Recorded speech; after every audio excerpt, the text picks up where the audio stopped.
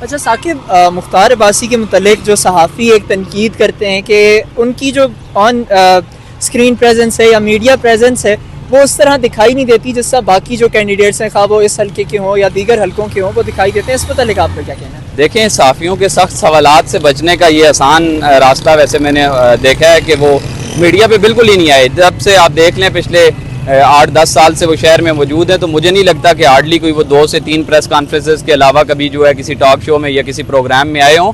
تو میرے خیال میں انہیں آنا چاہیے اور صحافیوں کے سوالوں کا جواب دینا چاہیے اور عوام کو بھی بتانا چاہیے کہ انہوں نے پچھلے 8 سے 10 سالوں میں اس شہر کے لیے کیا کیا اور آئندہ کے لیے وہ کیا لائے عمل رکھتے ہیں، کیا منشور رکھتے ہیں.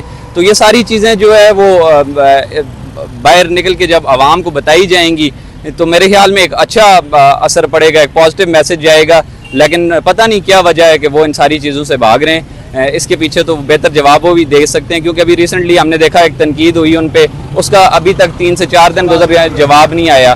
تو ان کا جواب بھی آنا چاہیے میرے خیال سے اور انہیں بات کرنی چاہیے.